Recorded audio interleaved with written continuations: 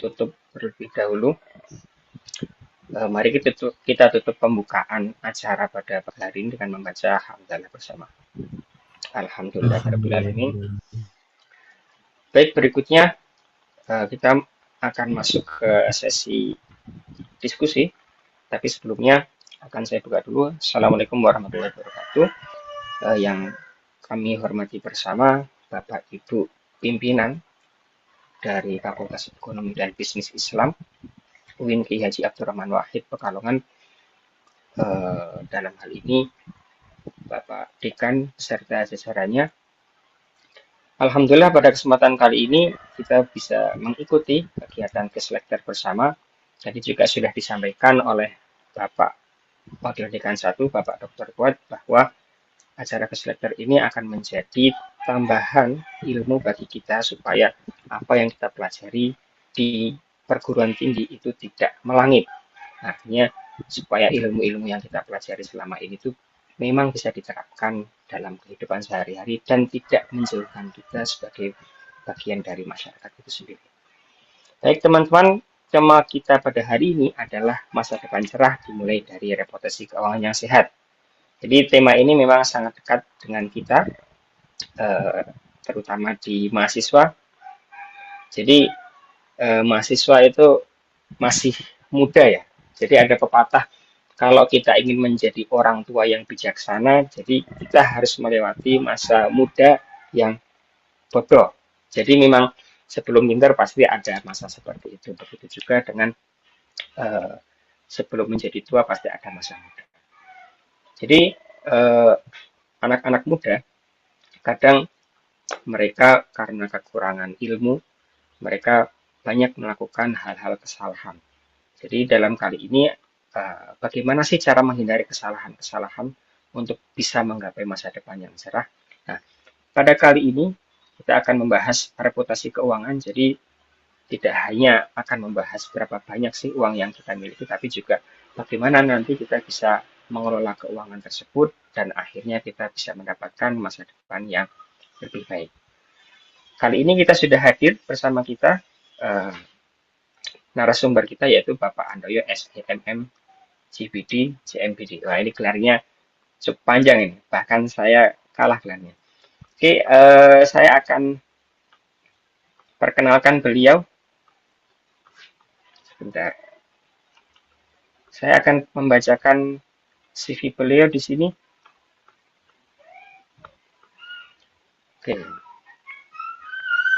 Daftar riwayat hidup dari narasumber kita pada pagi hari ini.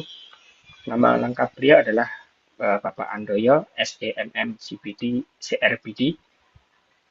Beliau saat ini itu memiliki kantor di Menara Kadin, Jalan Haji Rasuna Said, Jakarta. Wah, saya kalau main-main ke Jakarta belum sampai ke sini. Mungkin lain kali boleh main-main sampai ke sini ya Pak. Kemudian jenjang pendidikan formal S1 di UIN Sunan Kalijaga. Dulu beliau masuk tahun 2011, kemudian mengambil jurusan keuangan Islam.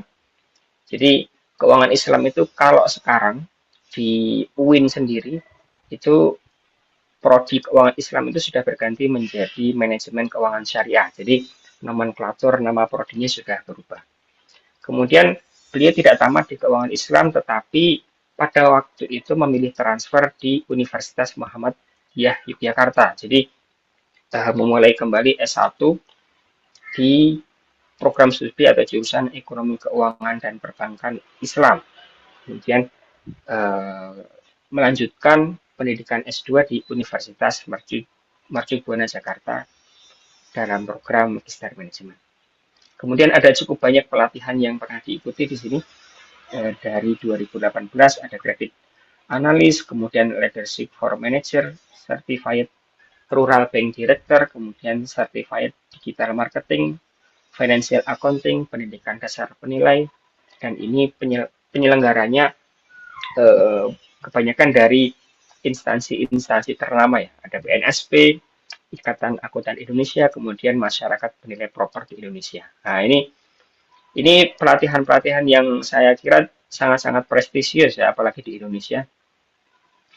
Kemudian riwayat pekerjaan, dari 2017 sampai 2019 di Indomobil Finance sebagai kredit analis.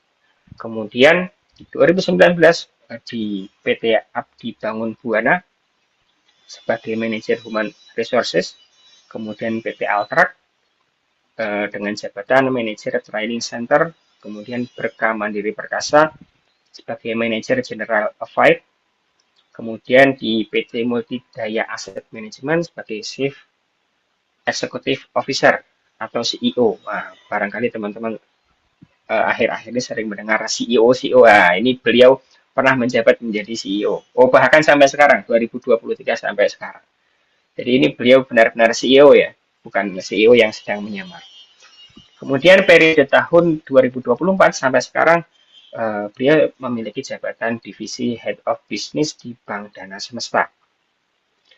Riwayat organisasi juga tidak kalah prestisius di sini. 2022 sampai 2025 menjadi salah satu Ketua Bidang Ekonomi dan Kerjasama Investasi di HIPMI DPD DKI Jakarta atau Himpunan Pengusaha Muda Indonesia. Kemudian 2024 sampai sekarang anggota Kadin Kamar Dagang Indonesia. Kemudian 2025 sampai sekarang juga menjadi bagian dari HIPI DPD Jawa Barat. Bahkan jabatannya sekarang adalah Ketua Bidang Ekonomi, Investasi, Perpajakan, dan Kewirausahaan. Oke, mungkin itu daftar riwayat hidup. Jadi teman-teman bisa mengetahui siapa sih narasumber kita pada pagi hari ini. Nah, ini sudah hadir bersama kita Bapak Andoyo. Jadi beliau akan sharing bersama kita dengan tema reputasi keuangan, masa depan cerah dimulai dari reputasi keuangan yang sehat. Nah, tanpa berlama-lama lagi kepada narasumber kita, Bapak Andoyo SEMM CDM CMDD, waktu dan tempat kami persilahkan. Monggo, kurang lebih kita 1 jam ya, Bapak. Terima kasih atas perkenalannya Pak Izat. Sebelumnya, Assalamualaikum warahmatullahi wabarakatuh. Perkenalkan, nama saya Andoyo dari Jakarta ya, teman-teman dan Bapak Ibu. Sebelumnya yang saya hormati jajaran pimpinan dari Fakultas Ekonomi dan Bisnis Islam UIN Kiai Haji Abdurrahman Wahid Pekalongan beserta jajaran, serta teman-teman mahasiswa dari FEBI ya, disingkat FEBI UIN Kiai Haji Abdurrahman Wahid Pekalongan. Nah, untuk hari ini mungkin lebih tepatnya saya sharing pengalaman aja ya, karena kebetulan saya lahir lebih dulu dibanding teman-teman mahasiswa, jadi mungkin saya bisa sharing nih ketika lulus kuliah sampai eh, jenjang karir saat ini gitu, mau berkarir di perusahaan nasional, multinasional, ataupun misalnya berwirausaha, ataupun misalnya jadi pengurus organisasi wirausaha.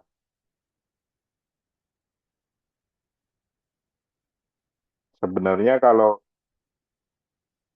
saya share screen sudah muncul ya? Sudah Pak, aman Pak. Oh, siap. Sudah. Oke. Nah, tema kali ini ya agak-agak ringan gitu, ringan, masa depan cerah dimulai dari reputasi keuangan yang sehat. Jadi mungkin kalau dilihat dari histori ya, kalau saya itu pernah kuliah di UIN tapi nggak selesai gitu, cuma sampai semester 2. Tapi, artinya kalau teman-teman sekarang itu masih di UIN, berarti teman-teman itu lebih hebat dari saya sebenarnya. Nah, untuk ketika kita ngomongin reputasi keuangan ya, ketika kita ngomongin reputasi keuangan, sebenarnya apa sih yang ada di benak teman-teman ya, teman-teman mahasiswa ketika kita ngomongin? Karena reputasi keuangan itu sebenarnya adalah bukti jadi slogan. Ketika misalnya saya dulu mahasiswa pun ketika lulus S1, ketika memilih perusahaan, itu pun kan kita akan melihat reputasi dari perusahaan tersebut. Apakah perusahaan ini secara profitabilitasnya bagus, lalu apakah eh, di masyarakat itu percaya dengan perusahaan yang akan kita ikut bergabung ke organisasinya.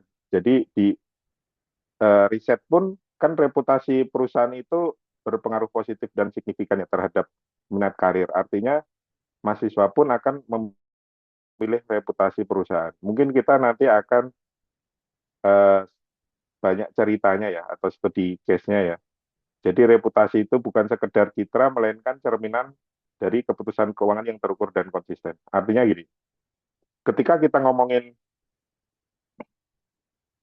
perbankan syariah nih, sampai dengan 2 tahun yang lalu, OJK itu mengeluarkan tools namanya Camel ya. Mungkin teman-teman sudah familiar. Itu kapital, aset, manajemen, earning, dan liquidity. Tetapi 2 tahun terakhir, Camel Camel ini di, up- diupdate ya oleh OJK itu eh, menjadi RGEC. Jadi toolsnya sebenarnya sudah berubah. Kalau di dunia perbankan sekarang kita kenal RGEC. Cuman kenapa kita coba bahas Camel yang lebih familiar? Kita menggunakan analisa Camel untuk menganalisa reputasi keuangan eh, individu atau reputasi keuangan teman-teman. Kalau di Camel itu kan ada standarnya skor 81 sampai 100 itu artinya perbankan tersebut sehat ya. Nah, kalau misalnya tadi cerita tentang Camel itu kan artinya sinyal kepercayaan publik terhadap perbankan ya, terhadap industri keuangan. Ketika rasio tersebut bagus, secara otomatis bisa dikatakan ya, tapi masih banyak variabel lain yang bisa dikatakan perbankan itu dianggap bagus. Sebenarnya banyak banyak indikatornya. Cuman kita kita ngomongin yang Kemal ini mengabaikan yang lain dulu. Gitu. Nah, ketika kita ngomongin rasio keuangan yang terukur dari kas adequacy ratio, non-performing loan, return on asset, dan BOPO, dan sampai LDR, ketika rasio-rasio tersebut diukur dan masuk kategori sehat, artinya kan orang akan percaya terhadap bank tersebut. Nah, ketika orang-orang percaya terhadap bank tersebut, itu masyarakat itu lebih percaya untuk menempatkan dananya di bank dengan reputasi yang bagus tadi ya. Misal NPL di bawah 5%, orang orang lebih percaya untuk menempatkan dananya entah dalam bentuk tabungan ataupun deposito. Nah, lalu bagaimana kita menggunakan tools sederhana dari Camel itu untuk reputasi keuangannya? Karena eh, kepercayaan itu kan fondasi reputasi ya. Jadi mungkin gini, kalau secara perbankan ada capital adequacy ratio itu ada minimal 8%. Atau misalnya biasanya di perbankan tuh dihitung setiap hari nih, CAR ini. Ketika sore closing, dia akan menghitung uang bank tersebut yang ditempatkan di bank lain atau biasa disebut eh, antar bank aktiva ya. Biasanya teman-teman familiar. Itu kita hitung, lalu kita juga akan menghitung kewajiban jangka pendek kita dalam bentuk tabungan dan deposito itu kita hitung juga. Nah, kalau secara komparasi antara kewajiban jangka pendek dengan aktiva kita itu kurang dari 8%, itu sudah jadi warning tuh buat dari segi perbankan. Artinya kita tidak mampu memenuhi kebutuhan atau memenuhi kewajiban jangka pendek perbankan. Misalnya secara bersama-sama nasabah menarik tabungan dan deposito gitu. Kalau cash ratio ini tidak dijaga oleh bank setiap harinya, nah itu bisa publik itu bisa goyah, lalu bisa ada orang beramai-ramai menarik dananya dari suatu bank. Itu bisa jadi karena permodalan tadi ya. Kita ngomongin dari segi perbankan. Nah, karena permodalan itu sangat penting terhadap reputasi keuangan. Nah, kalau kita tarik lebih spesifik nih ke mahasiswa gitu, ke teman-teman, artinya permodalan di sini kita tarik nih sebagai pemasukan teman-teman atau tabungan teman-teman. Kira-kira cukup nggak untuk membayar atau untuk menutup kewajiban teman-teman, kewajiban entah utang ke pihak ketiga, atau misalnya utang ke bank, atau misalnya utang ke pinjam ke kartu kredit, atau ke koperasi, BMT, seperti itu. Karena kalau misalnya tabungan atau pemasukan teman-teman ini tidak cukup untuk menutupi kewajiban tiap bulan, itu kan resiko reputasi finansial teman-teman itu bisa jelek ya. Dan biasanya ini tuh terjadi karena kurangnya literasi. Jadi teman-teman itu bisa mengecek reputasi keuangan teman-teman secara personal itu di IDEPku OJK.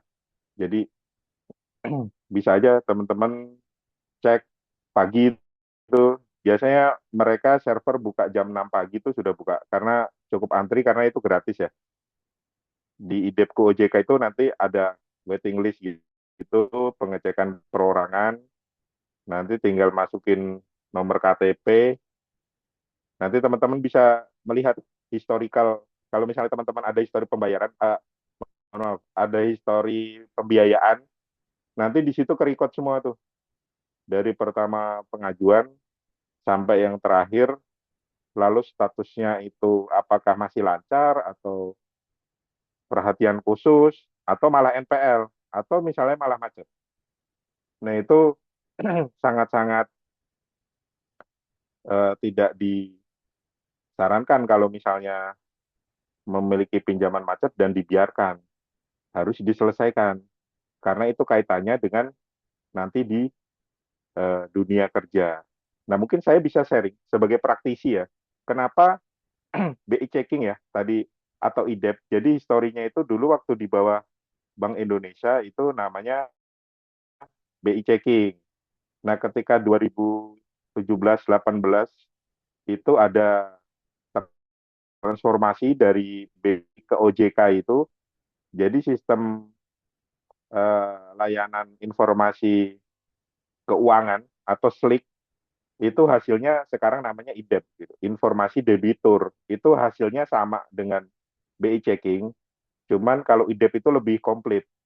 Di situ ada agunannya apa kalau misalnya teman-teman itu pernah melakukan pembiayaan dengan agunan, misalnya entah jaminannya motor atau fixed aset, gitu nanti di situ terlihat. Bahkan sampai nomor asetnya pun tertera di informasi debitur itu. Nah, untuk informasi debitur ini, karena waktu saya fit and proper di OJK untuk menduduki posisi direksi di perbankan, itu mandatori teman-teman. Jadi apalagi sekarang perbankan syariah, teman-teman jurusan, kalau suatu saat berkarir di industri keuangan, reputasi keuangan teman-teman tuh mandatori harus bagus tuh kalau untuk naik level ke jenjang direksi. Karena sebagai syarat administrasi, ketika teman-teman di IDEP atau di SLIK atau di BI checking ternyata ada kredit macet, otomatis itu sudah tidak bisa dicalonkan kecuali itu diselesaikan terlebih dahulu. Nah, itulah pentingnya reputasi keuangan. Nah, tadi saya sampaikan terkait dengan reputasi keuangan ya, kolektibilitas pembiayaan itu kan ya yang kita tahu kan ada 5. Jangan sampai teman-teman itu terjebak gaya hidup konsumtif ya, tergiur dengan uh, tagline pinjaman cepat, ternyata malah merusak reputasi. Awalnya karena tergiur proses cepat, misalnya ada lagi nonton YouTube, ada aplikasi pinjaman online gitu, tanpa tanpa syarat yang rumit, tinggal di aplikasi, foto selfie, langsung cair 3 juta misalnya. Tapi itu dampaknya itu bisa sangat-sangat sangat banyak ya teman-teman. Banyak case yang gara-gara pinjaman online itu banyak yang ada yang sampai selesai eh, karirnya di kantor karena dia malu dengan kantornya karena kontak-kontaknya di HP-nya itu dihubungin semua sama pihak dari agregator tersebut. Jadi semacam kayak mengintimidasi lah kalau kalau pinjol-pinjol itu ya. Lalu reputasinya juga bisa tercoreng, apalagi kalau misalnya masih kuliah, tahu-tahu nanti misalnya teman-teman nyimpen nomornya Pak Ijat, tahu-tahu Pak Ijat ditelepon nih pinjol, gitu, Pak, mau dibantu bayar pinjol atas nama mahasiswa ini, misalnya gitu kan, itu ya di kampus. Nah, itu cara cara kerja pinjol. Lalu kecepatan itu bukan jaminan keamanan, jadi teman-teman jangan tergiur dengan yang pinjol lah gitu. Ya, meskipun saya kerja di industri keuangan, tetapi saya sih tidak menyarankan untuk menggunakan pinjol ya, karena tadi selain mereka tidak ada regulasi perlindungan konsumen dan eh, penyelesaian mereka itu dalam tanda kutip mungkin akhir-akhir ini sempat ada yang viral tuh eh, manggil damkar gitu ke rumah nih ada apa nih manggil ambulan untuk nagih sebenarnya itu teman-teman, tapi kan kita jadi malu gitu ya. Nah, kalau saya sih tidak menyarankan untuk terjebak di pinjol. Saya ada cash tuh bulan lalu, nasabah diskusi, Pak, saya itu ada pinjol, Pak. Berapa, Pak? Saya kira hanya puluhan juta gitu ya. Misalnya 20 juta gitu kan. Saya minta dibantu untuk menyelesaikan. Ternyata tahu nggak teman-teman, itu saya juga kaget juga. Nasabah saya ini. Cuman karena saya nggak menyebut nama kan nggak apa-apa ya. Jadi ini kita sebagai pembelajaran. Pinjolnya beliau itu 700 juta teman-teman. Saya sampai kaget itu. Bapak gimana ceritanya bisa punya pinjol sampai 700 juta. Jadi awalnya 3 juta gitu kan. 3 juta buat gaya hidup, nongkrong di mana Simpang 5 Semarang misalnya. Terus bulan depannya karena yang 3 juta itu harus bayar, dia karena nggak bisa bayar, pinjem pakai aplikasi yang lain lagi buat nutupin yang pertama gitu. Muter terus sampai 2 tahun 700 juta.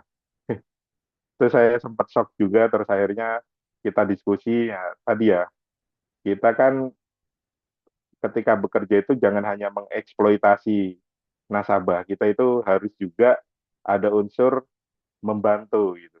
Dalam artian, oh ya udah, kalau kita bisa jadi rumah sakit keuangannya nasabah kan kita lebih keren gitu. Ya akhirnya secara manajerial kita bantu selesaikan semua pinjol-pinjolnya, terus dialihkan ke kita, tapi kita mau dengan jaminan Pak, biar Bapak tidak terjebak ke hal yang sama. Terus akhirnya itu pinjolnya selesai, terus kemarin akhirnya dia jual salah satu rumahnya dan selesai. Nah, ini menurut saya ada pelajaran berharga nih buat teman-teman perbankan syariah FEBI ya, UIN Kiai Haji Abdurrahman Wahid Kalongan gitu ya. Kita kan tidak harus mengalami kejadian itu untuk percaya gitu. Cuman kalau teman-teman atau Pak Ijat ke Jakarta, nanti saya ajak ketemu sama orangnya. Jadi biar dengar ceritanya langsung. Itu sangat-sangat ini inspiratif. Nah, itu jangan sampailah kita kayak gitu. Nah, lalu kalau dari segi perusahaan ya, di riset Bank Syariah Indonesia itu juga artinya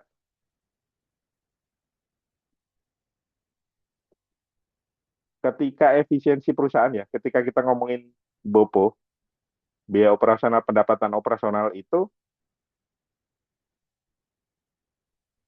semakin tinggi operasional itu relatif terhadap pendapatan.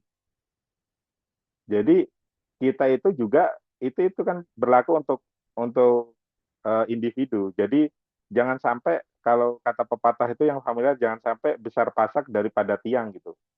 Kita beban operasionalnya jangan sampai lebih tinggi dari pendapatan kita.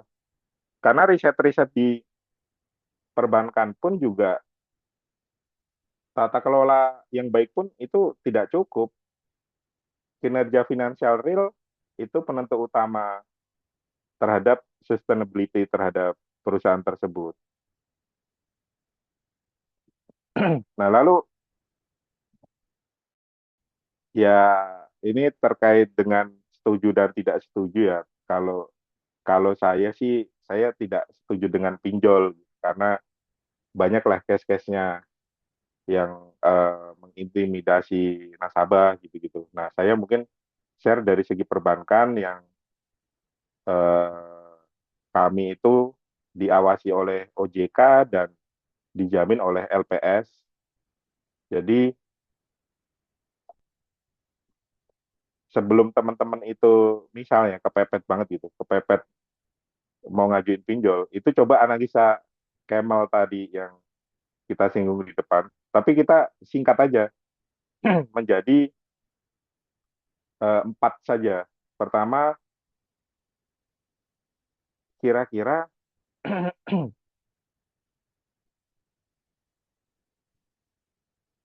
kalau saya ambil pinjol ini bulan depan cash flow saya aman nggak?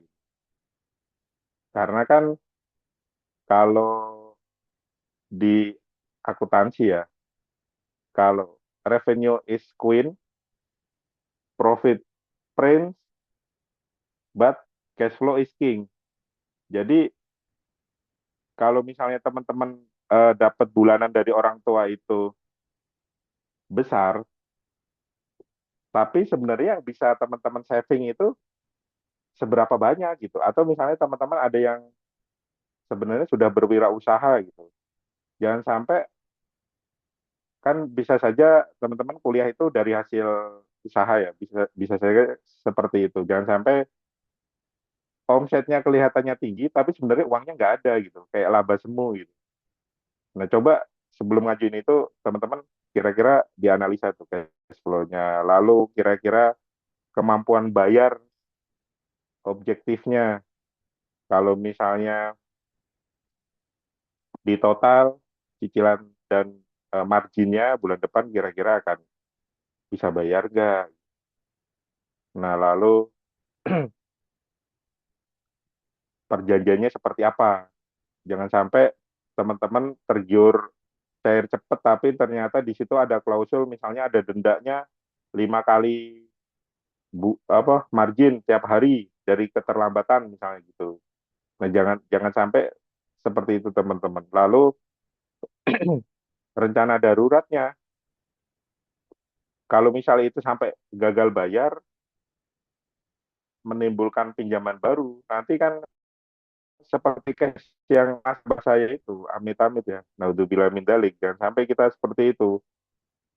Nah, itulah pentingnya kita itu menjaga reputasi. Nah, kalau misalnya riset antara reputasi keuangan dan karir, mahasiswa pun kan juga ternyata tadi ya yang saya sampaikan, self efficacy saja nggak cukup ya. Maksudnya kayak rasa saya itu mampu gitu, berkarir di misalnya di bank Jateng misalnya gitu.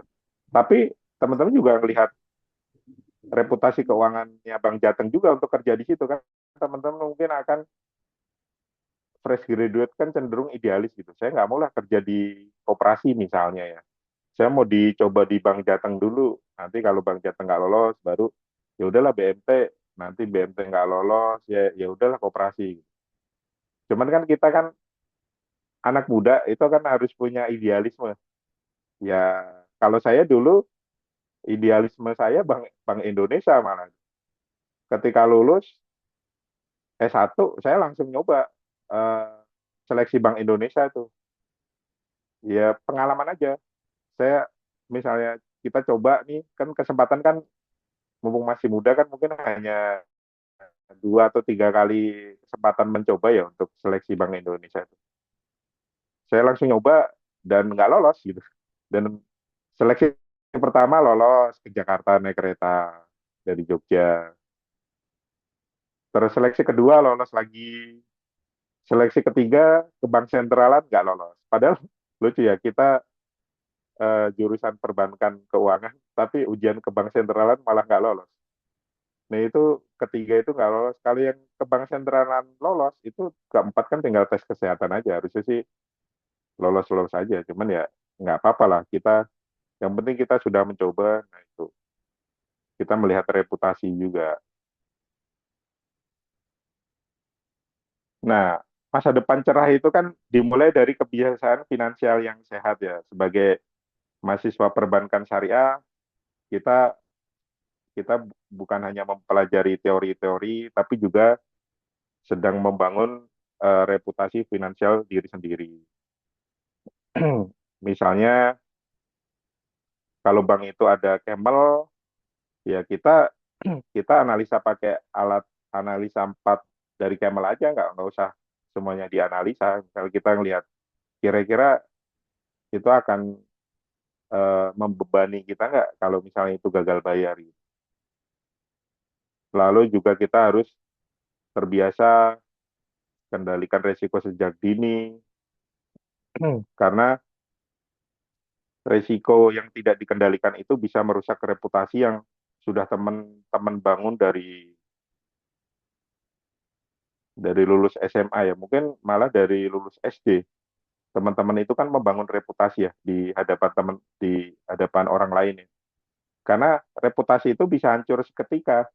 Teman-teman nih, misalnya di depan Pak Izat reputasinya bagus nih, rajin kuliah, jarang bolos. Misalnya ya, misalnya minjem Pak Ijat 1 juta Pak, minjem 1 juta Pak. Kenapa? Alasannya misalnya orang tuanya sakit, misalnya ternyata buat jalan-jalan ke Singapura misalnya gitu. Terus ketahuan Pak Ijat, mungkin Pak Ijat jadi nggak percaya lagi kalau teman-teman eh, ke Pak Ijat lagi. Yaitu reputasi tadi penting banget untuk dijaga. Bahkan di dunia karir pun tadi yang saya sampaikan untuk menduduki direksi atau komisaris di industri keuangan ketika sebelum fit and proper test ke OJK itu, reputasi keuangan teman-teman juga dilihat tadi lewat IDEP tadi. Nanti coba teman-teman cek IDEP teman-teman. Itu dijaga tuh. Kan tidak tahu siapa siapa tahu suatu saat teman-teman ada yang jadi komisaris atau direksi. Kan kita namanya roda kehidupan kan tidak ada yang tahu. Saya pun juga tidak pernah membayangkan bisa sampai di posisi sekarang. Dulu bayangan saya bisa kerja di Jogja gitu sudah cukup gitu. Ternyata roda kehidupan membawa saya harus ke Jakarta. Dan jadikan analisa kesehatan keuangan itu sebagai kompas pribadi, teman-teman, agar setiap keputusan finansial yang kita ambil itu lebih dekat ke masa depan yang cerah, tidak kena jebakan utang atau pinjol atau yang lain-lain yang mempersempit peluang kita untuk berkompetisi di luar. Nah, mengapa reputasi keuangan itu segalanya ya? Karena bagi kita itu salah satu aset tak berwujud gitu, intangible asset tadi. Kalau reputasi keuangannya kita bagus, kalau minjem selalu dibalikin. Syukur-syukur dikasih kelebihan gitu, ucapan terima kasih. Minjem 1 juta gitu, kasih 1.200.000. Ini 200-nya apa? Gitu. Ucapan terima kasih. Itu mungkin temennya ketika minjemin lagi seneng gitu. Agar tidak kehilangan kepercayaan. Nah, terkait dengan integritas dan transparansi ini, itu sebenarnya ada, saya ngutip dari ini ya, PwC itu, dari Prince Waterhouse Cooper di survei Voice of the Summer Survey 2024 itu. Jadi di 31 negara, 20.662 koresponden itu, 83% itu perlindungan data pribadi itu faktor yang sangat penting untuk memperoleh kepercayaan. Artinya kepercayaan itu faktor kunci dalam keputusan konsumen terkait dengan pengelolaan data, jadi dan komunikasi yang jelas itu menjadi salah satu unsur penting dalam membangun kepercayaan. PwC ini kan salah satu the big four ya. Kalau misalnya teman-teman akses websitenya gitu kan, banyak tuh riset-riset terbarunya gitu. Untuk input informasi kita aja, kita update informasi. Bahkan survei consumer pun di PwC seperti itu. Nah, mungkin ini lebih ke kiat-kiat lah ya. Kiat-kiat dari kakak ke adik-adik mungkin ya, ke teman-teman mahasiswa perbankan syariah.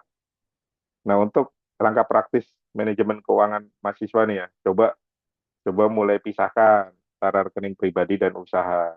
Kan bisa saja teman-teman tuh kuliah tapi ada apa ya, part time atau misalnya side job, kita bikin buket bunga itu untuk wisuda.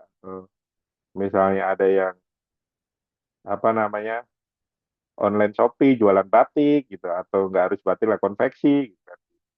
Kalongan kan sentra ya. Nah, mungkin coba mulai pisahkan rekening pribadi dan usaha, lalu coba dicatat setiap transaksi itu.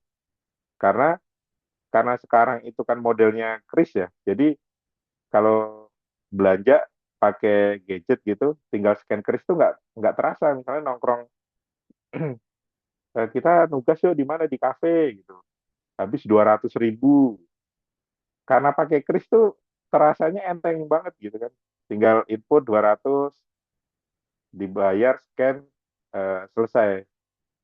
Cuman kalau dulu, kalau masih cash, itu kan orang berat yang ngeluarin 50.000, 4 lembar gitu kan. Terasa berat. Karena sekarang itu serba kris, dan kitanya nggak mencatat, tahu-tahu mungkin budget ngopi kita itu mungkin terlalu besar gitu tiap bulan. Karena kita nggak pernah nyatet. Lalu coba mulai buat anggaran bulanan yang realistis.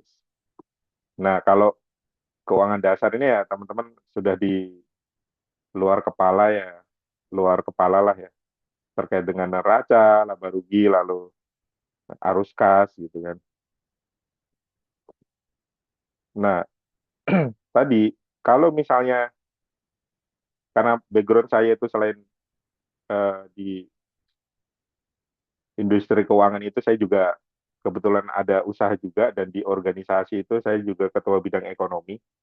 Nah, mungkin saya sharing ketika awal-awal saya mulai bisnis dulu di waktu masih kuliah di Jogja itu rata-rata ya waktu awal itu kita itu tidak pernah punya dana darurat. Jadi kalau misalnya saya dulu awal-awal bisnis laundry itu ketika mesin operasional mesin laundrynya rusak itu udah ngambil dari omset tuh atau ngambil dana pribadi karena kita nggak pernah mencadangkan untuk hal-hal yang seperti itu. Lalu dana cadangan juga tidak pernah dipikirkan. Sebenarnya kan idealnya 10% dari laba itu bisa dicadangkan untuk keberlanjutan bisnis. Lalu karena usaha kita, karena kita di situ itu usaha, usaha kita sendiri, jadi kita tidak menggaji diri sendiri. Jadi pengeluaran biaya itu nggak akurat gitu, karena sebenarnya kita itu harusnya digaji kalau meskipun itu usaha kita sendiri, biar keuangannya itu tidak semu teman-teman. Jadi kalau misalnya omsetnya 10 juta per bulan gitu, karena itu kerja kita, karena itu usaha kita, seolah-olah itu jadi uang kita semua gitu. Ya itu coba mulai dibedakan tuh, misalnya udahlah dari 10 juta misalnya eh,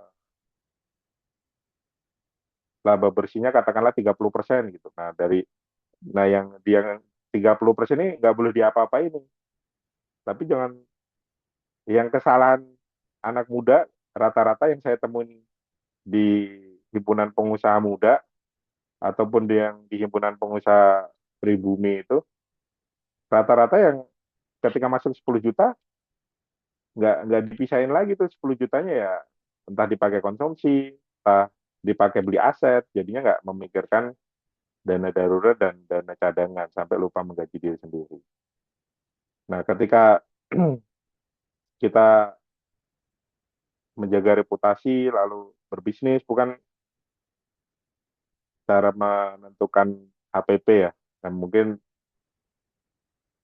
komponen yang sering dilupakan tuh, misalnya ada biaya kemasan, biaya pengiriman, biaya pemasaran, gaji pemilik dan tenaga kerja. Misalnya teman-teman punya butik gitu. Nah, jangan sampai biaya pemasaran itu tidak dimasukkan, tapi pakai budget pribadi. Nah, nanti keuangannya akan semu. Nah, bisa juga untuk menjaga reputasi kita ke depan itu bisa menggunakan pemanfaatan teknologi, teman-teman. Tadi pembayaran digital ke usaha kita, jadi langsung ke record kan. Lalu ada SOP sederhana, mulai dari penjualan, pengeluaran kas, itu ada SOP-nya, lalu pembukuan digital sampai dengan keamanan data keuangan. Kalau di dunia perbankan saat ini, pemanfaatan teknologi ini sudah masuk ke analisa bisnis, teman-teman. Jadi kalau dulu mungkin 10 tahun yang lalu ketika saya di Multifinance di grupnya siapa Anthony Salim Indomobil itu saya pernah di sana itu cukup lama. Dulu tuh masih manual, teman-teman. Ketika orang mau beli mobil, ketika dianalisa nih orang ini layak nggak diberikan pembiayaan mobil gitu. Itu masih manual. Misalnya di rekening korannya di input melalui Excel. Nanti kelihatan mutasi debit kreditnya sebenarnya rata-rata uang dia itu per bulan berapa gitu. Kalau sekarang sudah pakai AI untuk di dunia perbankan gitu di multifinance di Jakarta rata-rata banyak juga yang bahkan koperasi pun di Jakarta sudah pakai AI. Kemarin saya diskusi dengan asosiasi pembiayaan fintech gitu. Jadi ketika ada pengajuan nih, rekening koran itu tinggal upload aja teman-teman. Tinggal upload, nanti paling lama 10 detik gitu. Nanti langsung keluar hasilnya. Lalu untuk terchecking misalnya profil nasabah gitu, ketika teman-teman ngajuin suatu pembiayaan atau pembelian kendaraan secara tidak tunai, ketika KTP-nya di-upload, itu langsung muncul profil. Apakah orang ini pernah kasus di pengadilan negeri, misalnya pengadilan negeri mana, kasusnya apa, atau pernah masuk di berita online apa, gitu langsung muncul itu. Hanya 3 detik. Nah, mungkin tantangan ke depan ini, selain kita nguasain terkait dengan teori-teori itu, kita juga harus update, update skill, data analisa, AI misalnya gitu.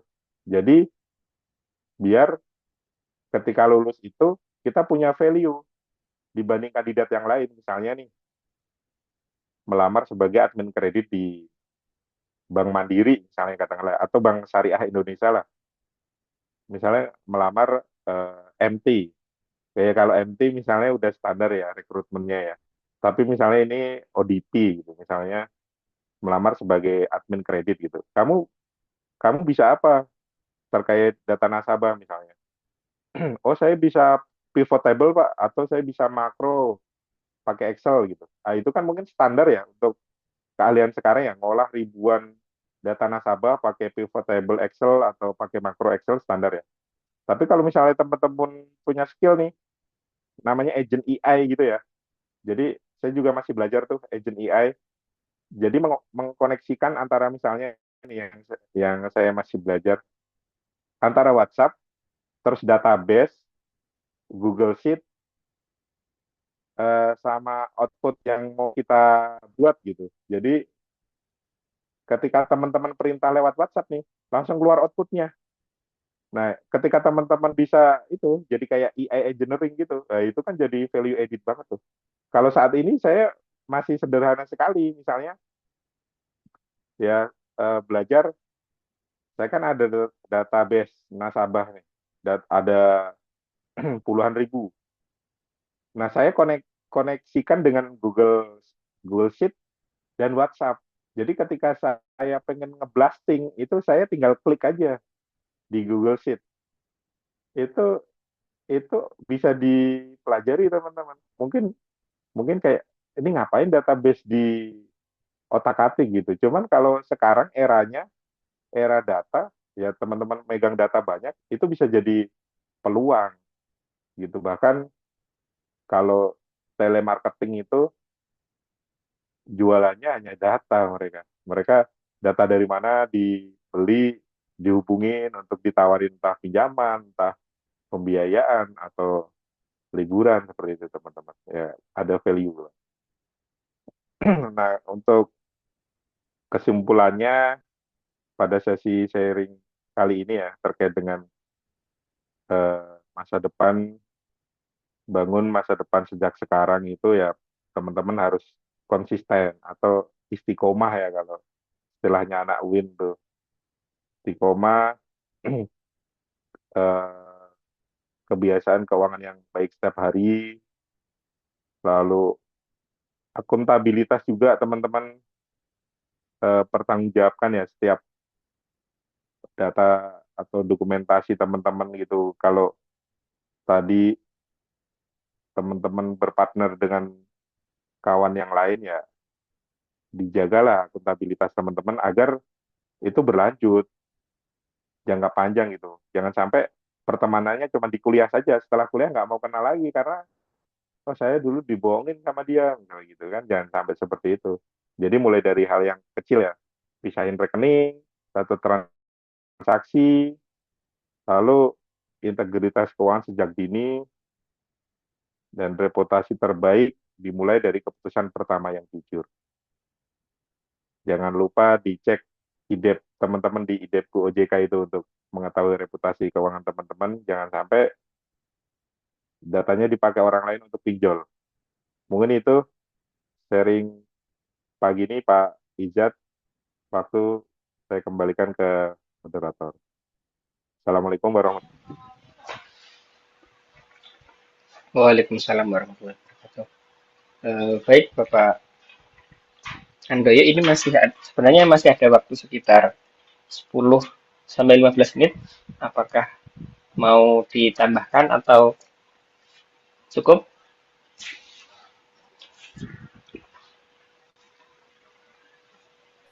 Eh, Tanya jawab saja Pak dosen. Oke. Baik teman-teman mahasiswa, sekarang kita sudah sampai di sesi tanya jawab. Jadi tadi kita sudah menyimak pemaparan dari Bapak Ardoyo. Ada beberapa istilah yang barangkali teman-teman masih asing seperti MP, ODP, dan lain sebagainya. Beberapa alumni dari perbankan sendiri memang ada yang bekerja di perbankan, yang kebetulan saya simpan nomornya, jadi saya bisa memantau juga ya, ada yang di BTN di Jakarta, kemudian ada yang di BRI, kemudian beberapa ada juga di lembaga keuangan syariah atau non syariah, atau mungkin lembaga keuangan non-bank juga ada. Jadi barangkali teman-teman tertarik untuk berkiprah atau meniti karir di industri keuangan, baik itu industri keuangan perbankan atau non perbankan. Nah, ini bisa ditanyakan nih kepada Bapak Ando ya, kira-kira apa sih mungkin yang perlu dibangun dari saat ini mumpung masih kuliah gitu, artinya masih ada waktu untuk mungkin membangun reputasi dan apa. Tadi juga di apa namanya di materi yang disampaikan ada hal yang menarik. Jadi anak muda itu harus punya idealisme. Nah, karena idealisme itu ada yang mengatakan hal yang paling berharga bagi anak muda. Karena anak muda itu adalah orang yang dikatakan punya banyak waktu luang, artinya karena memang belum disibukkan bekerja. Jadi ada banyak waktu untuk mempelajari berbagai hal, termasuk mengasah kemampuannya. Apalagi bisa membawa idealisme ini dari ketika masih muda sampai nanti dewasa dan juga nanti matang di usianya. Kemudian ada juga tadi yang menarik, risiko yang tidak dijaga bisa merusak masa depan. Nah, risiko yang tidak dijaga artinya bisa juga yang tidak terkendali dan lain sebagainya. Nah, ini menjadi salah satu bentuk manajemen risiko, yaitu menjaga reputasi. Ternyata tadi sudah disampaikan, ternyata efek dari ketidakhati-hatian dalam menjaga risiko, artinya dalam memitigasi risiko itu memiliki pengaruh yang cukup besar di masa depan. Baik teman-teman, kali ini saya selaku moderator akan membuka sesi tanya jawab. Untuk termin pertama saya akan membuka 3 orang penanya terlebih dahulu. Jadi bagi teman-teman mahasiswa yang ingin bertanya, silahkan bisa raise hand atau menuliskan pertanyaan melalui kolom chat apabila barangkali lebih nyaman menggunakan kolom chat. Oke, silakan bagi teman-teman bisa raise hand ataupun lewat kolom chat.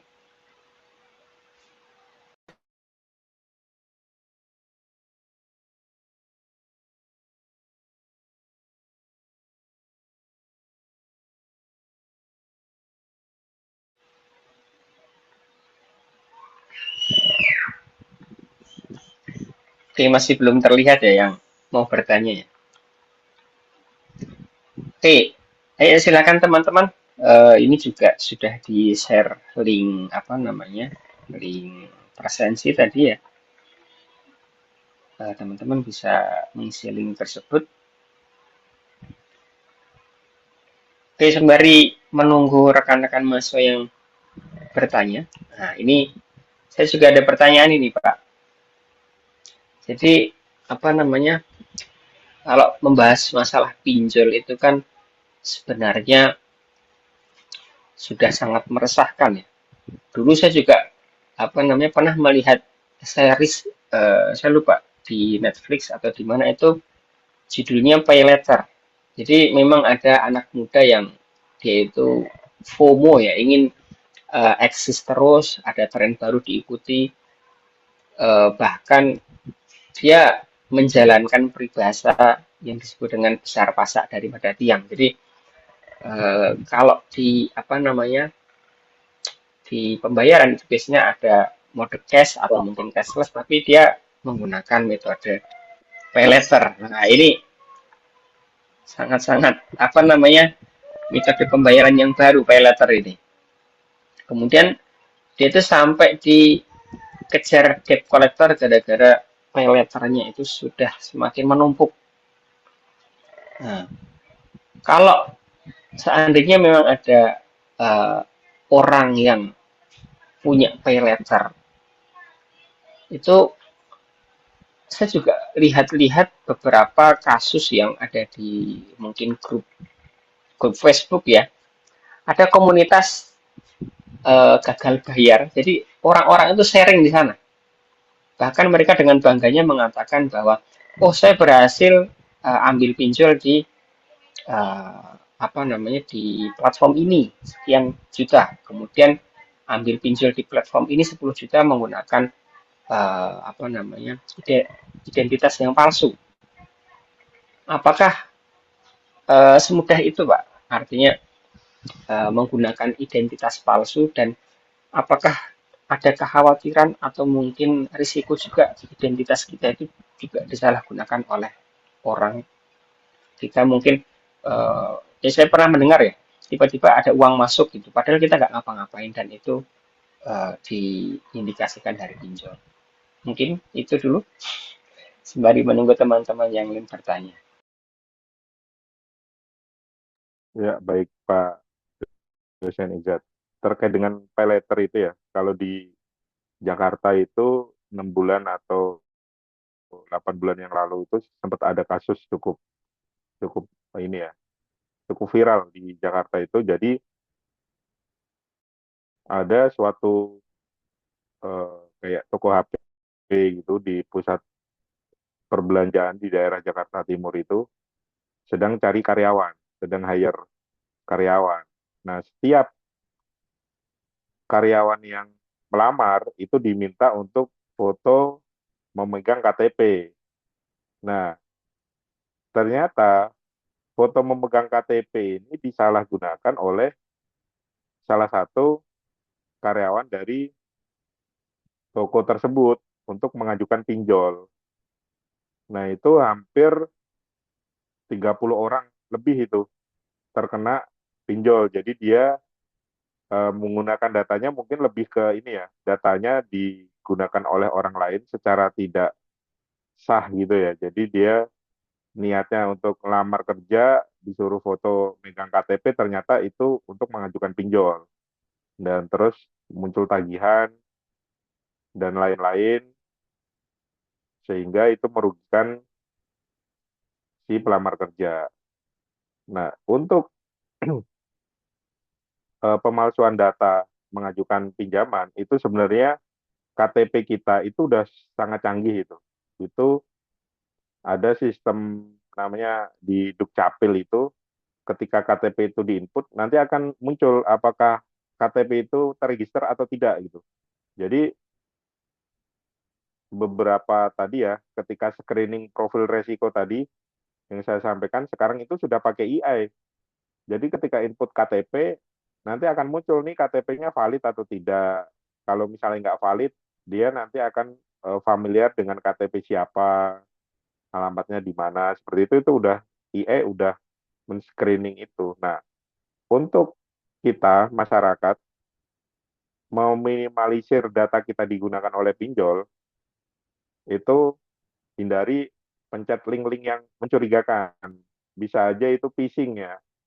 Jadi misalnya ada transaksi, tiba-tiba WhatsApp ke kita, oh transaksi dari Shopee, terus oh kita nggak melakukan itu, ada link, silakan isi link ini untuk membatalkan. Ternyata link itu sebenarnya bukan resmi dari perbankan, itu dari phishing gitu, dari oknum-oknum yang tidak bertanggung jawab, lalu minta nomor, misalnya nomor, kalau kartu kredit biasanya minta sampai ke CVV-nya, lalu terus kartu kreditnya dibobol, atau misalnya lewat debit, terus nanti diinstruksikan untuk melakukan transaksi seperti ini, akhirnya rekeningnya dikuras. Nah, itu ada juga modus-modus kejahatan yang seperti itu di luar pemalsuan data pinjol. Nah, untuk lebih bijak, mungkin sesekali dicek datanya di IDEPKU OJK, Pak. Jadi, nanti di situ akan kelihatan tuh reputasi keuangannya. Kalau misalnya ternyata teman-teman merasa tidak pernah melakukan pinjaman, kok di reputasi, di data, di informasi debitur ada, misalnya ada paylater sekian, plafon sekian, saya tidak pernah nih, saya juga tidak pernah menggunakan. Nah, teman-teman bisa nanti melakukan pengaduan ke OJK. Ada layanan pengaduan OJK terkait dengan perlindungan data konsumen. Nah, karena di industri keuangan saat ini pengawasnya OJK. Mungkin itu, Pak Rizat. Oke, baik, terima kasih. Nah, jadi memang eh, bisa kita cek sendiri di IDEPKU ya. Tadi saya juga coba-coba browsing sebentar. Oh, IDEPKU. Jadi memang sudah diluncurkan OJK ya, apa namanya aplikasinya. Saya soalnya juga belum pernah mengajak langsung melalui IDEPKU itu. Oke, nanti mungkin lain kali mau saya cek juga barangkali saya apa namanya ada riwayat dipakai seperti itu. Karena itu bahaya juga karena reputasi juga ini menjadi taruhannya ya. Ya siapa tahu nanti kita mungkin sekarang masih jadi masyarakat biasa ya. Barangkali suatu hari nanti tibalah saatnya ada rezeki dan kemudian itu menawarkan kepada kita menjadi seorang pejabat dan lain sebagainya, dan itu akhirnya nanti riwayat kita termasuk reputasi keuangan itu dicek. Itu bahaya juga. Oke, bagi teman-teman yang ingin bertanya silakan bisa raise hand ataupun uh, bertanya melalui kolom chat. Silakan. Ini kalau kata Pak Kaprodi tadi kita bisa sampai jam berapa ya kita? Jam sebentar.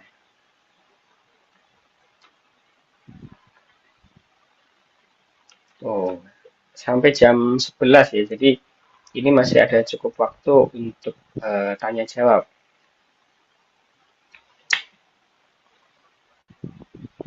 Oke, Pak Andoyo, ini ya sembari menunggu teman-teman juga ya, saya juga apa namanya penasaran. Apakah teman-teman memiliki kerasahan terkait reputasi keuangan ini? Karena beberapa mahasiswa itu ada yang sudah bekerja, jadi ada yang kerja part time, yang full time juga ada, tetapi lebih banyak yang part time. Jadi mungkin kalau saya dulu ketika masih mahasiswa itu full time jadi mahasiswa. Jadi kerjaan saya itu bukan kerjaan nyari duit ya, kerjaan saya itu mengerjakan tugas-tugas yang diberikan oleh dosen. Jadi memang itu tidak memberikan keuntungan secara finansial ya, tetapi memberikan ya keuntungan dalam hal lain lah. Oh jadi apa namanya tahan banting ketika diberi tugas yang banyak, apalagi diberikan tugas paper untuk membaca satu mata kuliah, mungkin diberikan 2 atau 3 paper untuk dibaca, kemudian untuk di review seperti itu. Nah ini barangkali teman-teman ini yang sudah memiliki penghasilan sendiri, baik itu kerja jadi host live, kemudian ada juga yang membuka just tip atau membuka apa namanya pekerjaan side hustle yang lain. Ini silakan barangkali oh bisa nggak sih kita apa namanya saya sudah bosen jadi host live, bisa nggak sih saya gantian yang jadi juragan tapi saya nggak punya modal. Nah, boleh nggak saya itu mengajukan permodalan dan kira-kira syaratnya seperti apa? Apakah reputasi saya ini sudah cukup baik meskipun mahasiswa dan lain sebagainya? Apakah khawatir karena masih mahasiswa dan mungkin baru ingin memulai wirausaha, kekhawatiran-kekhawatiran terkait kondisi finansial. Nah, ini teman-teman bisa ditanyakan. Ini karena relate dengan tema case belajar kita kali ini. Jadi tidak hanya yang bekerja, tapi yang berwirausaha ini juga masih relate dengan topik kita kali ini. Jadi masa depan yang cerah itu tidak hanya milik karyawan, tetapi juga milik para pengusaha. Oke, ini seperti profil lulusan kita di perbankan syariah ya, ada menjadi wirausahawan ataupun menjadi karyawan yang sukses. Oke, teman-teman, silakan bisa bertanya. Kalau tidak ada, mungkin ini Pak, bisa sharing untuk mahasiswa yang barangkali belum punya banyak keuangan, secara finansial mungkin belum stabil ya. Langkah yang sederhana yang bisa dilakukan untuk membangun reputasi keuangan yang sehat itu seperti apa? Mungkin bisa share. Oh, ini ada satu pertanyaan nanti setelah ini. Langkah sederhana yang bisa dilakukan teman-teman mahasiswa yang mungkin secara finansial belum stabil untuk bisa membangun reputasi keuangan yang sehat. Iya, terima kasih Pak Izat. Mungkin lebih ini ya teman-teman ya.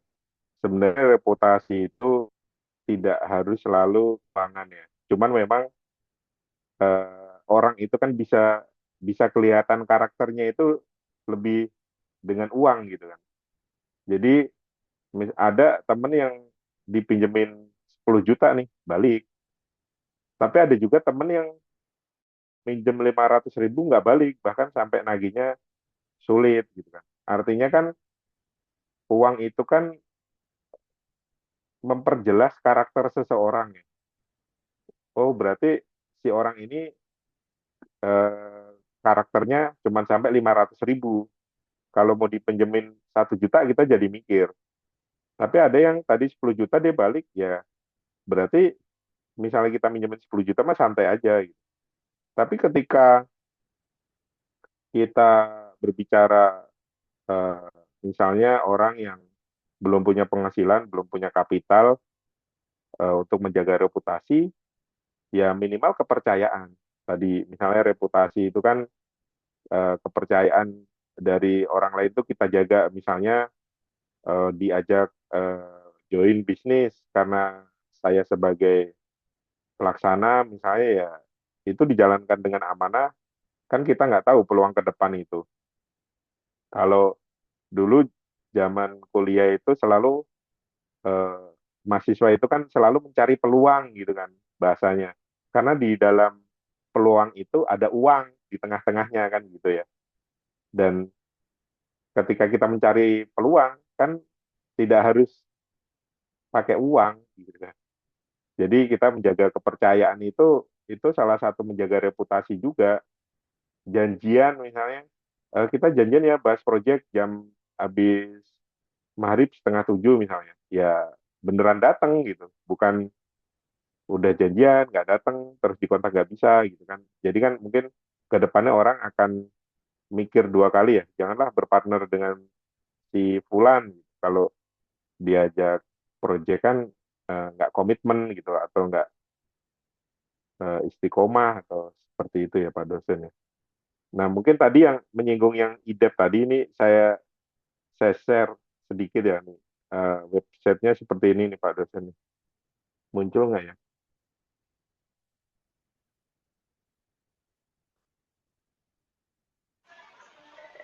Oke, sudah muncul. Itu Muncul berarti nggak? cara, Ya ini ya sudah. Hah? Cara itunya pemakainya gimana? Barangkali bisa gampang. didemonstrasikan ke teman-teman. Nah, ini kan teman-teman bisa cek di idepku.ojk ini resmi dari OJK. Ini untuk ini ya perorangan gratis di sini pendaftaran. Nah, nanti di sini nih tinggal dipilih nih, misalnya perorangan, terus kewarganegaraannya, terus jenis identitasnya, terus misalnya di sini nomor KTP, terus kode CAPTA, nanti selanjutnya. Nanti akan ada pertanyaan lagi. Nanti tinggal nunggu akan muncul hasil IDEP-nya. Nanti ada di websitenya OJK ada juga cara membacanya juga ada, Pak Izat. Ini kelihatannya sederhana tapi lumayan kalau misalnya mau dicek ya. Tadi terkait dengan reputasi, siapa tahu datanya dipakai temennya buat pinjol gitu kan. Pas iseng-iseng selfie nggak taunya buat ngajuin pinjol gitu kan. Nah ini bisa di, dicoba lah idepku ini.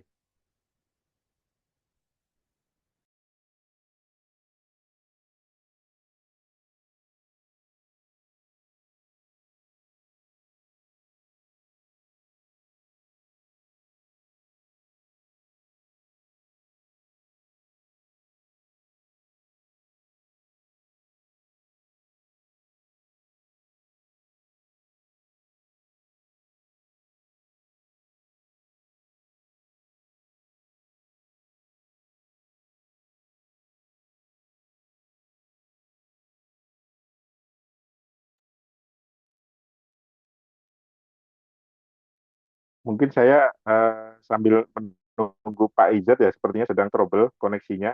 Nah, saya baca di kolom chat ada dari Mbak Deva Maharani ya. Pak izin bertanya, adakah aplikasi yang bisa membantu mahasiswa dalam merencanakan dan mencatat keuangan sehari-hari? Karena saya sendiri sudah lama ingin memulai mencatat pengeluaran, tetapi masih bingung harus mulainya dari mana. Kebetulan Pak Izat sudah bergabung lagi. Mohon maaf, Nah, kalau ini untuk aplikasi, terlempar. Sepertinya wifi saya ada error. Oke, moga-moga silakan dilanjutkan. nah untuk aplikasi itu Mbak Deva ya, itu banyak sekali Mbak Deva. Kalau misalnya mau pakai aplikasi yang di Play Store maupun di App Store di Apple ya, di Apple Store gitu, itu sangat banyak untuk mencatat keuangan. Atau kalau misalnya mau yang gratis, bisa juga dengan spreadsheet Google. Kalau misalnya pengen yang sederhana, pakai Meta. Meta yang di WhatsApp tuh, Mbak Deva bisa interaksi dengan Meta itu, tolong buatkan eh, catatan pemasukan dan pengeluaran harian beserta saldo misalnya gitu. Dan untuk pengeluaran dan pemasukan akan saya update tiap hari. Nanti dia akan bikinin tuh. Terus misalnya hari ini jajan cilok 5.000, nanti masukin ke Meta itu. Itu bisa juga digunakan Mbak Deva. Untuk saat ini kan sangat-sangat ini ya, teknologi sangat berkembang pesat ya. Mungkin kalau zaman Pak Ijat kuliah dulu mungkin pakai buku kecil tuh nyatet, oh hari ini jajan mie ayam 5.000 misalnya gitu. Kalau sekarang itu sudah sangat banyak di tuh Mbak Deva, di App Store, di Apple Store maupun di Google Play ataupun di galeri ya kalau yang HP-nya Huawei ya, galeri Huawei. Terima kasih Pak Ijat.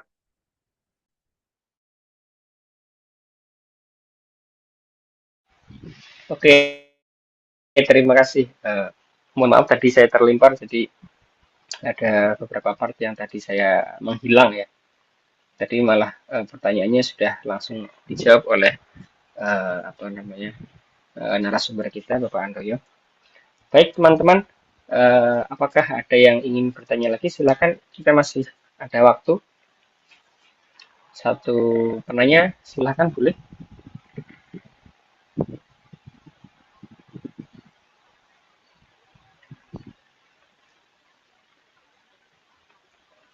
Oke, kita sebagai mahasiswa perbankan syariah. Oh, ini ada satu lagi pertanyaan dari Saudara Agil Ezi Priyatama. Dalam rangka transparansi dan akuntabilitas publik, saya ingin menanyakan, Apakah OJK menjamin semua pengaduan yang lengkap dan memenuhi syarat akan ditindaklanjuti secara penuh? Artinya bukan hanya diterima dan diarsipkan sesuai amanat perlindungan sesuai amanat perlindungan konsumen. Tolong dijelaskan proses end-to-end, timeline, dan bagaimana OJK mengukur aktivitas penanganan pengaduan tersebut. Wah, ini sangat-sangat komprehensif ini pertanyaannya. Monggo silakan Pak Andoyo. Ya, terima kasih Pak Izzat. Ini pertanyaannya selain komprehensif juga bahasanya ChatGPT sekali bahasanya. Sangat terstruktur. Jadi gini ya Mas Agil Ezi. Kalau di saya sebagai praktisi keuangan, OJK itu terkait dengan transparansi itu menjamin, misalnya Mas Agil sebagai user dari laporan transparansi perbankan itu diwajibkan, bank itu wajib mempublish laporan keuangan tiap 3 bulan sekali, triwulan. Itu kalau nggak dipublish, itu denda, Mas. Dendanya eh,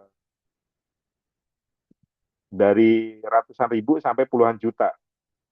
Jadi itu suatu hal yang mandatori itu kalau terkait dengan transparansi eh, perbankan ya atau industri keuangan. Dan kalau terkait dengan pengaduan ya di OJK itu ada namanya APPK kalau di perbankan itu. Jadi ketika Mas Agil ada komplain terhadap suatu bank itu nanti bisa melaporkan di situ, dan nanti di situ tuh ada progresnya, Mas. Misalnya Mas Agil membuat laporan, terlapor telah disampaikan ke misalnya BMT Pekalongan misalnya. Nah, di BMT Pekalongan karena misalnya pengawasnya itu misalnya BPRS lah, BPRS Pekalongan gitu. BPRS Pekalongan itu pengawasnya itu OJK, nanti di akunnya BPRS itu akan muncul ada pengaduan dari nasabah Agil Ezi Priyatama terkait dengan eh, pembiayaan misalnya gitu. Ada salah catat misalnya. Nanti selama si BPRS ini belum memfollow up itu, dia statusnya belum selesai, Mas. Dan itu akan jadi warning bagi pemeriksa karena perbankan itu kan setiap setahun sekali itu kan diaudit oleh OJK ya, Mas. Nah, ketika ada pengaduan seperti itu akan jadi concern auditor dari OJK. Dan apa namanya terkait dengan perlindungan konsumen, kalau perlindungan konsumen itu sebenarnya itu kalau di industri keuangan ya, di industri keuangan itu hal yang baru tuh terkait dengan nasabah conduct, terkait dengan perlindungan konsumen. Artinya sekarang itu perbankan itu ada peraturan penagihan itu bisa dilakukan dari jam 7 pagi sampai jam 7 malam di luar hari libur nasional dan tanggal merah atau cuti bersama yang ditentukan oleh pemerintah. Artinya ketika misalnya Mas Agil punya pembiayaan, tapi ditagihnya jam 10 malam, Mas Agil bisa keberatan, bisa melapor ke OJK. Karena memang itu di Undang-Undang 2023 itu sudah disahkan terkait dengan perlindungan konsumen industri keuangan. Lebih spesifik tuh, Mas. Ya, terkait dengan itu. Oke, Pengaduan, baik, terima kasih. perlindungan. Oh ya, Ya, terima kasih Pak Izzat. oke, kalau mau dilanjutkan silakan. Saya kira tadi sudah berhenti. Ya, sudah Pak. Oke, mohon maaf. Oke, teman-teman, untuk link presensi sudah di-share oleh Bu Ulfa di kolom chat ya. Silakan teman-teman bisa presensi kehadiran quiz lecture hari ini nanti untuk proses sertifikat ya nanti. Oke, jadi silakan teman-teman bisa klik link presensinya sebelum acara quiz lecture ini kita akhiri. Baik, mungkin untuk sesi tanya jawab kita cukupkan. Sudah ada 2 tadi. Kemudian ini juga sudah menunjukkan pukul 11. Barangkali dari Bapak Andoy ada closing statement untuk acara hari ini. Monggo, silakan.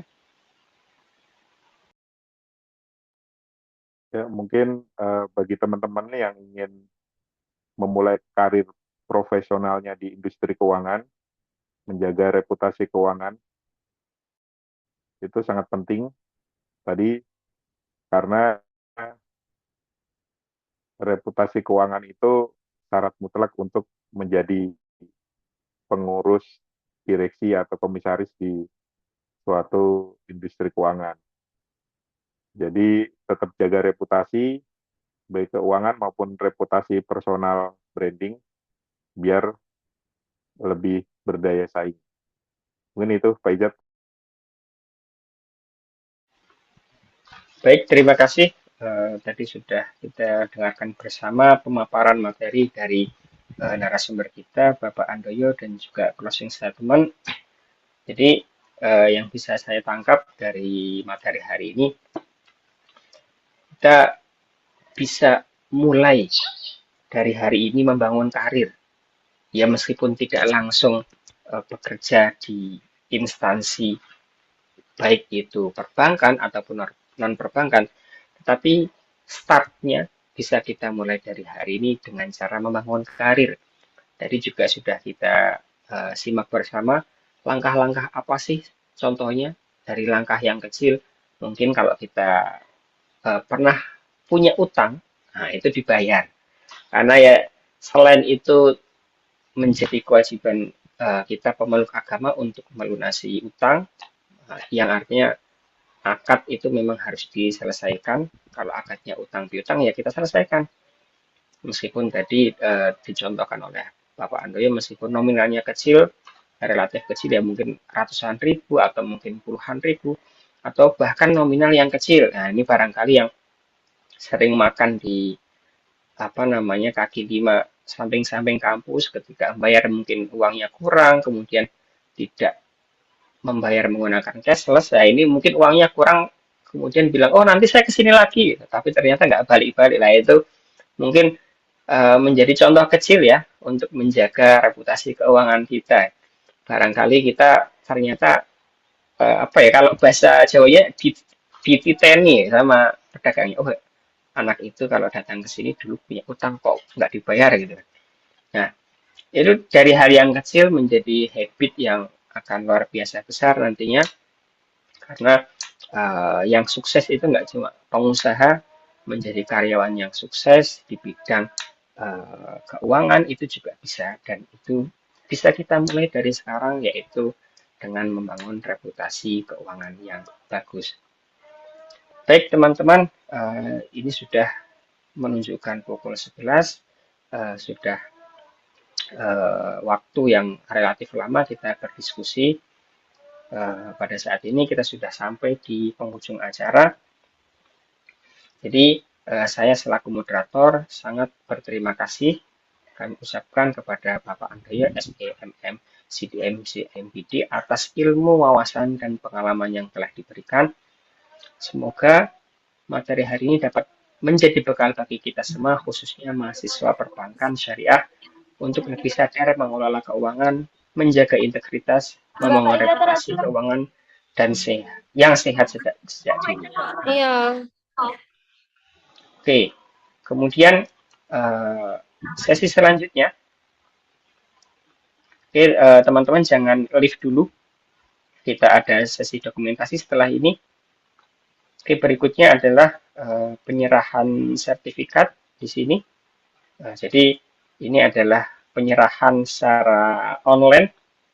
Nah, nanti untuk file sertifikatnya akan kami kirim melalui email ataupun WhatsApp. Jadi eh, ini adalah sertifikat, mohon bisa diterima Bapak Ando ya, meskipun ini secara online ya.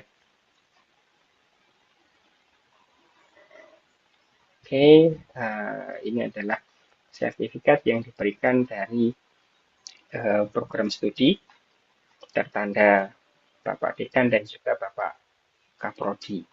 Nah, ini mohon maaf sekali ini Bapak Dekan hari ini berhalangan hadir karena beliau sedang ada acara di kampus 1 terkait pelantikan CPNS yang sekarang statusnya berubah menjadi PNS. Jadi C-nya hilang. Nah, jadi acaranya ada di uh, kampus 1 kalau tidak salah. Jadi beliau berhalangan hadir.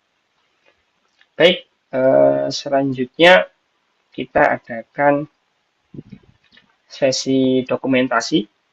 Nah, jadi teman-teman sekalian bisa open kamera sebentar, kita akan dokumentasikan kegiatan hari ini. Oke, teman-teman bisa open kamera. Nah, kita akan mendokumentasikan kegiatan pada pagi menjelang siang hari ini. Oke, saya capture satu. Silakan senyum yang lebar untuk mendapatkan gambar yang tidak akan disesali nantinya. Oke, 1, 2, 3.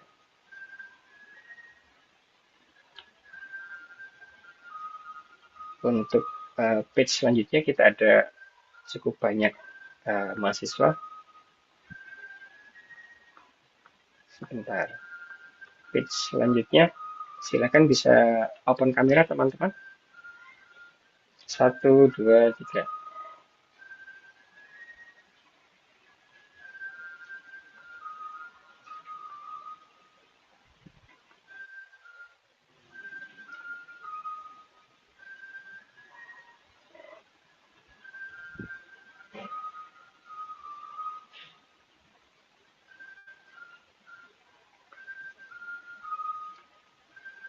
Oke, mengingatkan teman-teman untuk mengisi presensi di link yang sudah disediakan untuk proses pembuatan sertifikat. Nanti sertifikat akan dikirimkan oleh bagian akademik ke email masing-masing.